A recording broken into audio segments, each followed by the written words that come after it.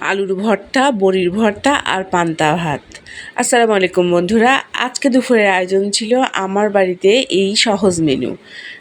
ভাত রান্না করে ঠান্ডা হওয়ার পরে তাতে পানি দিয়ে রেখে দিয়েছিলাম 3 থেকে 4 ঘন্টা, কেননা আজকে দুপুরে খাওয়া হবে পান্তা ভাত।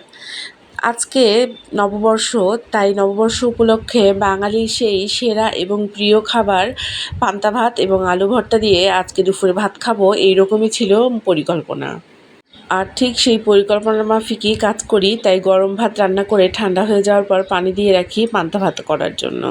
আর অন্যদিকে আলু সিদ্ধ করে এখন আলু, পেঁয়াজ ভাজা এবং মরিচ ভাজা খুব ভালোভাবে চটকে আলু ভর্তা করে নিচ্ছে।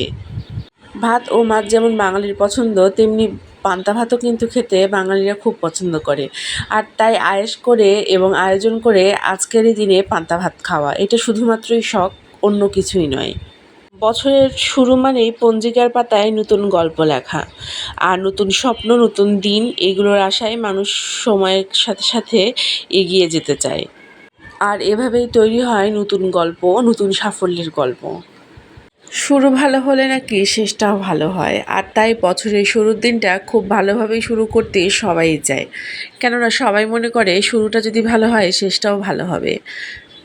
আলু ভর্তা বানানো শেষ, এখন একটু বড়ি ভর্তা বানাবো। তো আমি কয়েকটা বড়ি নিয়ে নিয়েছি এবং বড়িগুলো আমি তেলে খুব ভালো করে এপিট ওপিট করে টেনে নিব। অবশ্যই খেয়াল রাখতে হবে যেন চুলার আঁচ খুব বেশি হাই না থাকে, একদম ধিমু ধিমু আঁচে এভাবে বড়িটা ভেজে নিতে হবে, তাহলে কিন্তু বড়িগুলো পুড়ে যাবে। আর বড়িগুলো খুব ভালোভাবে ভাজা হয়ে গেলেই আমি ভেজে নিব পেঁয়াজ এবং মরিচ। শুকনো মরিচ দিয়েই আজকের ভর্তাটা করব। আর সব কিছু একসাথে মিলিয়ে লবণ দিয়ে ভালোভাবে বেটে নিলেই তৈরি হয়ে যাবে বড়ি ভর্তা।